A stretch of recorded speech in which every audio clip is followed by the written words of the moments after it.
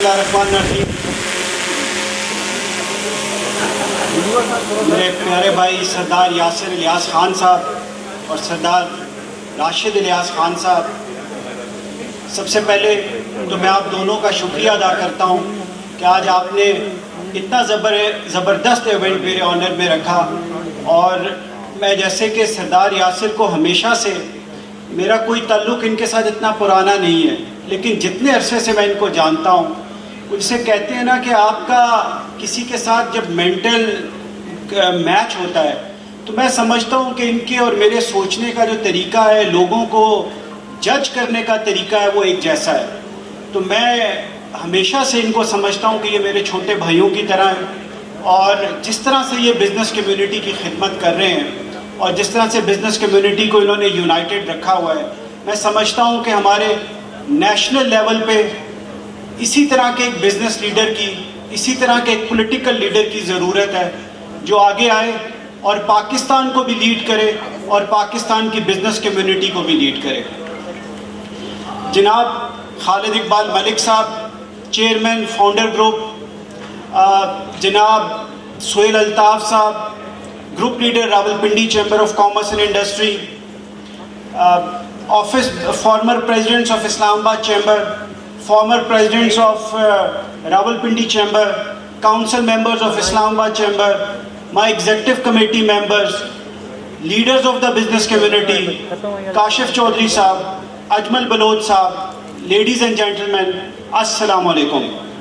سب سے پہلے میں یہ کہنا چاہتا ہوں کہ جو تقریر آج سردار یاسر صاحب نے یہاں پہ کی، وہ واقعی انہوں نے کوئی ایسا پہلو چھوڑا نہیں پاکستان کی اکانومی کا جس کو ایڈریس کرنا ضروری نہیں تھا۔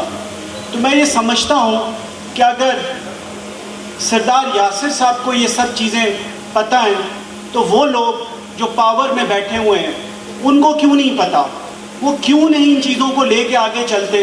کیونکہ آج دیکھیں پاکستان، میں سمجھتا ہوں کہ بہت بڑے کرائسس سے مبتلا ہے، اور اگر پاکستان کو اس کرائسس سے کوئی نکال سکتا ہے اور آگے لے کے جا سکتا ہے تو وہ صرف اور صرف پاکستان کی بزنس کمیونٹی ہے۔ اور میں یہ سمجھتا ہوں کہ جس طرح سے کل ہمارے چیف آف آرمی سٹاف نے میٹنگز کی بزنس کمیونٹی کے ساتھ، اور جس طرح سے انہوں نے ٹائم دیا اور دل کھول کر باتیں سنی، میں سمجھتا ہوں کہ اب وہ وقت دور نہیں ہے کہ جب پالیسی کی ڈائریکشن صحیح ہوگی۔ بالکل ابھی یہاں پہ بات ہو رہی تھی کہ ہمیں لانگ ٹرم پالیسی چاہیے، یہاں پہ شارٹ ٹرم پالیسی بنائی جاتی ہے کہ یہ چیز ایکسپورٹ کر دو، ڈالرز آ جائیں گے، چیز کی قیمت کہیں چلی جاتی ہے۔ ابھی پچھلے دنوں جس طرح سے بجلی کے بلوں کا مسئلہ ہوا، یہ میں سمجھتا ہوں کہ پاکستان کے ساتھ پچھلے 40 سال سے مذاق ہو رہا ہے۔ یہ آئی پی پیز پاکستان کو لوٹ رہے ہیں۔ ہم کیوں یہ کہتے ہیں کہ ہم آئی ایم ایف پیکج میں ہیں اور ہم اس ڈیل کو ریووک نہیں کر سکتے؟ میں سمجھتا ہوں کچھ لوگ یہ کہتے ہیں کہ آئی پی پیز کے ساتھ ہمارے جو کانٹریکٹ ہیں وہ 2027 کے ساتھ تک ہیں، کچھ کے ساتھ 2034 تک کے ہیں، اور اگر اسی طرح سے چلتا رہا تو میں تو یہ فورسی کر رہا ہوں کہ 2034 تک پاکستان قائم نہیں رہے گا۔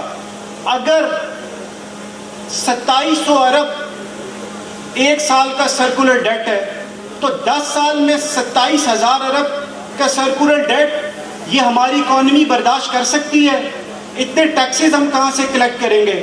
تو میں یہ سمجھتا ہوں کہ ہمیں اس چیز کے اوپر گورنمنٹ کو نظر ثانی کرنی چاہیے، اور ہمیں آئی ایم ایف سے بھی اپیل کرنی چاہیے کہ جو ڈالر ہے کبھی کہیں جا رہا ہے، کبھی کہیں جا رہا ہے، ٹھیک ہے ہم آئی ایم ایف پیکج میں ضرور ہیں، لیکن اس کو کسی نہ کسی طریقے سے کنٹرول کرنے کی ضرورت ہے۔ اگر ہم نے ڈالر کو کنٹرول نہ کیا تو میں سمجھتا ہوں کہ پاکستان میں مہنگائی کا وہ طوفان آئے گا اور ایک ہائپر انفلیشن ہوگی کہ یہ عام جو روزمرہ کی چیزیں استعمال کی، یہ عام آدمی کی پہنچ سے باہر ہو جائیں گی۔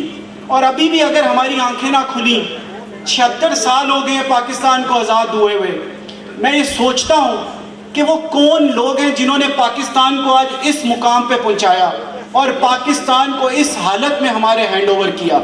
میں سمجھتا ہوں پوری بزنس کمیونٹی کو یک زبان ہو کے یہ کہنا چاہیے کہ ہمیں الیکشن نہیں چاہیے. پہلے تمام پولیٹیکل پارٹیز آئیں, چارٹر آف اکانومی سائن کریں, اس کے بعد بات ہوگی کہ الیکشن ہونے ہیں, الیکشن کی ڈیٹ دی جائے یا نہ دی جائے. یہ جو حالات ہیں, یہاں پہ عوام بجلی کا بل نہیں دے سکتی, 2 وقت کی روٹی نہیں مل رہی غریب آدمی کو, تو ان حالات میں الیکشن کروا کے ہم نے کرنا کیا ہے؟ اور اگر الیکشن کروانے ہیں تو پوری بزنس کمیونٹی کی طرف سے ایک ہی ڈیمانڈ ہونی چاہیے کہ آج پاکستان جہاں پر کھڑا ہے اس کی ذمہ دار یہی پولیٹیکل پارٹیز ہیں, اور ان کو چاہیے کہ یہ آئیں, بزنس کمیونٹی کے سامنے, عوام کے سامنے اپنا لانگ ٹرم مینیفیسٹو رکھیں, اور اس کے بعد ہم فیصلہ کریں گے کس پارٹی کو ووٹ دینا ہے اور کس پارٹی کو پاور میں لے کے آنا ہے. آپ یہ دیکھیں, ہم یہاں پہ مثال دیتے ہیں بنگلہ دیش کی. بنگلہ دیش میں دیکھیں پولیٹیکل سٹیبلٹی, وہاں کی جو پرائم منسٹر ہیں وہ مہینے میں 2 دفعہ جو بزنس کمیونٹی کی لیڈرشپ ہے اس کے ساتھ ملاقات کرتی ہیں, جو ان کے مسائل ہیں اسی دن حل ہوتے ہیں. ہمارے ہمسایہ ملک کی اگزامپل دیکھیے, جب مودی صاحب چیف منسٹر گجرات بنے, انہوں نے کس طریقے سے بڑی بڑی کمپنیوں کو کہا کہ آپ گجرات میں آئیں اور انویسٹ کریں. تو کیا یہ ہمیں دور دیکھنے کی ضرورت ہے؟ یہ مسئلے ہمارے آس پاس ہمارے ہمسایہ ملکوں میں موجود ہیں کہ ہم نے اپنی اکانومی کو کس طرح سے سیدھے راستے پر ڈالنا ہے. میرے خیال سے اس کے لیے ہمیں کوئی بہت بڑے ویژنری یا اکانومسٹ کی ضرورت نہیں ہے. ایک عام تاجر بھی سمجھتا ہے کہ اگر آپ نے بجٹ بنانا ہے, جو آپ کی انکم ہے اور جو آپ کے ریسورسز ہیں اس کے اندر رہ کے اپنے گھر کا بجٹ بنانا ہے, اپنے بزنس کی بجٹنگ کرنی ہے, تو پاکستان کا مسئلہ یہ ہے کہ یہاں پہ جو ہمارے بجٹ بنایا جا رہا ہے وہی صحیح نہیں بنایا جاتا کہ ہماری انکم کیا ہے اور ہمارے ایکسپنسز کیا ہیں. تو میری آج جو گورنمنٹ ہے اور جو فورمز ہیں تو ان سے یہ اپیل ہوگی کہ خدارا ہمیں ضرورت اس چیز کی ہے جو قائد اعظم نے کہا تھا, یونٹی, فیتھ اور ڈسپلن. آج ہمیں وہ قوتیں جو پاکستان کو توڑنا چاہتی ہیں, یہ ہڑتال میں ذاتی طور پہ اجمل بلوچ صاحب, کاشف چودھری صاحب, ان چیزوں سے ایگری نہیں کرتا. ہمیں ہڑتال نہیں کرنی چاہیے. جس طرح سردار یاسر نے کہا کہ کووڈ میں بھی ہم یہ کہتے تھے کہ ہمیں ہڑتالیں نہیں کرنی, ہمارا شٹر کھلا ہونا چاہیے. اگر بجلی کے بل اتنے زیادہ آئے ہیں اور اگر ہم اپنی دکانیں اور بزنسز بند کریں گے تو بجلی کے بل کس طرح دیں گے؟ لیکن ہمیں پروٹیسٹ ضرور کرنا ہے کہ یہ جو ناجائز اتنے زیادہ بجلی کے بل آئے ہیں اس کے اوپر تحقیق ہونی چاہیے. ابھی میں یہاں پہ بیٹھا ہوا ایک بجلی کا بل دیکھ رہا تھا جس میں 0 یونٹ یوز ہوئے ہیں اور 53,000 بجلی کا بل ہے. تو ہمیں یہ سوچنا ہے کہ یہ وہ کون سے عناصر ہیں جنہوں نے صارفین کو یہ بجلی کے بل بھیجے ہیں اور اس کے پیچھے ان کا ایجنڈا کیا ہے. وہ لوگوں کو سڑکوں پہ لانا چاہتے ہیں, پاکستان میں فسادات کروانا چاہتے ہیں, اور وہ یہ چاہتے ہیں کہ پاکستان کبھی سیدھے راستے پہ نہ چل سکے. تو میں یہ سمجھتا ہوں کہ جب تک تمام ملک کی پولیٹیکل لیڈرشپ ایک پیج پہ نہیں بیٹھے گی, چاہے میاں نواز شریف صاحب ہیں, چاہے آصف زرداری صاحب ہیں, چاہے خان صاحب ہیں, دیکھیں اگر آپ لوگ, چاہے ہماری جماعت اسلامی ہے, اگر ایک پیج پہ نہیں, ایک جگہ پہ پاکستان کے لیے نہیں بیٹھ سکتے, پاکستان کو جتنا خطرہ آج ہے, دیکھیں ہمارے سامنے USSR کی ایگزامپل موجود ہے. ان کے پاس بومز بھی تھے, ان کے پاس لڑاکا جہاز بھی تھے, لیکن ان کی اکانومی جس دن کولیپس کی USSR ٹوٹ گیا, اور آج ایگزیکٹلی ہم اسی جگہ پہ کھڑے ہوئے ہیں. خدارا میں اپنی پولیٹیکل لیڈرشپ سے یہ جسے کہتے ہیں فریاد کرتا ہوں کہ یہ ملک, یہاں سے لوگ باہر جا رہے ہیں, ہر بچہ یہ سوچ رہا ہے کہ آج میرا ویزا لگے اور میں کسی طریقے سے پاکستان سے باہر چلا جاؤں. تو پلیز آپ اس چیز کی طرف دیکھیں, ادروائز پاکستان کی اسلامیت جو ہے اس طرح سے قائم نہیں رہ سکتی. اور میں خراج تحسین پیش کرتا ہوں جو ہمارے چیف آف آرمی سٹاف ہیں کہ انہوں نے وقت کی نزاکت کو سمجھا اور صحیح ٹائم پہ بزنس کمیونٹی کے ساتھ ملاقات کی اور ان کو یقین دلایا کہ آپ کے مسئلے حل ہوں گے. اور اس ایک سٹیپ سے آپ دیکھیں کہ آج ڈالر کتنا نیچے آ گیا ہے. اور میں سمجھتا ہوں اگر ہماری بزنس کمیونٹی اسی طریقے سے ہماری جو پولیٹیکل لیڈرشپ ہے اور جو ہماری آرمی کی لیڈرشپ ہے اس کے ساتھ ملاقاتیں کرتی رہے, اپنے مسائل بتائے اور اس کو ایڈریس کروائے, تو اس میں کوئی وہ دو رائے نہیں ہے. ہماری ایکسپورٹس بھی بڑھ سکتی ہیں, ہماری فورن ریمیٹنسز بھی بڑھ سکتی ہیں. اس دن شاہد خاقان عباسی صاحب آئے تھے, وہ کہتے ہیں پاکستان کا مسئلہ صرف 15 سے 20 بلین ڈالر کی ایکسپورٹ یا ریمیٹنس کو بڑھانا ہے. تو میں یہ سمجھتا ہوں کہ اوورسیز پاکستانی اگر ان کو پاکستان کے اوپر یقین ہو جائے تو وہ 2 مہینے کے اندر 15 یا 20 بلین ڈالر پاکستان کو بچانے کے لیے پاکستان بھیج سکتے ہیں. لیکن اس کے لیے پہلے جو ہماری پولیٹیکل لیڈرشپ ہے اس کو, اور ہمارا جو لوکل انویسٹر ہے, آپ لوگ یہاں پہ بیٹھے ہوئے ہیں, میں آپ سے یہ درخواست کرتا ہوں ڈالر خرید کے اپنے گھر میں نہ رکھیں, پاکستان کے بارے میں سوچیں. اگر آج بھی ہم ڈالر جمع کرتے رہیں گے تو یہ پاکستان نہیں بچے گا. تو خدا را پاکستان کے لیے سوچیں اور آخر میں اچھے پاکستانی بنیں.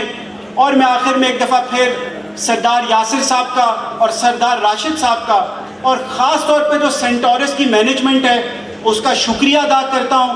اور جس طرح سے میں سمجھتا ہوں کہ سینٹورس کی مینجمنٹ کو سردار یاسر صاحب اور سردار راشد صاحب کی صورت میں لیڈرشپ حاصل ہے, ان کی مینجمنٹ خوش قسمت ہے کہ آپ کو اتنے اچھے باسز ملے ہوئے ہیں. تو اس میں کوئی دو رائے نہیں کہ سینٹورس بھی جس طرح سے دن دگنی رات چگنی ترقی کر رہا ہے, اور اللہ تعالیٰ میں سمجھتا ہوں کہ جس طرح جب بھی ہمیں سینٹورس ایشو تھا ہمیں یونائٹ ہونے کی ضرورت ہے. اور میں انہی الفاظ کے ساتھ ایک دفعہ آخر میں یہی کہوں گا, ابھی یہاں پہ پنڈی کی لیڈرشپ بھی بیٹھی ہوئی تھی, میں سب سے پہلے جو پنڈی چیمبر کے صدر ہیں ان کو ویسٹ مینجمنٹ کا چیئرمین منتخب ہونے پہ بھی مبارکباد پیش کرتا ہوں. وہ چلے گئے, لیکن اگر کوئی بھی ان کا مرزا صاحب بیٹھے ہیں, ہم آپ کو مبارکباد دینے اپنی پوری اسلام آباد چیمبر کی لیڈرشپ کے ساتھ آپ کے پاس آنا چاہتے ہیں. آپ ہمیں ٹائم دیں, اور اس کے بعد ریسیپروکلی ہم یہ چاہتے ہیں کہ راولپنڈی چیمبر کی ساری لیڈرشپ ہمارے پاس اسلام آباد چیمبر وزٹ کرے. ہم آپ کو ہوسٹ کرنا چاہتے ہیں. ہمیں یہ یونٹی شو کرنی ہوگی, پھر ہی جا کے بزنس کمیونٹی کے مسئلے حل ہوں گے. ان الفاظ کے ساتھ میں تمام جو بھی بزنس کمیونٹی کے لیڈرز, بزنس کمیونٹی کے لوگ راولپنڈی اور اسلام آباد کے جو یہاں پہ موجود ہیں, آپ سب کا شکریہ ادا کرتا ہوں کہ آپ سردار یاسر صاحب کی انویٹیشن پہ یہاں پہ تشریف لائے. Thank you very much.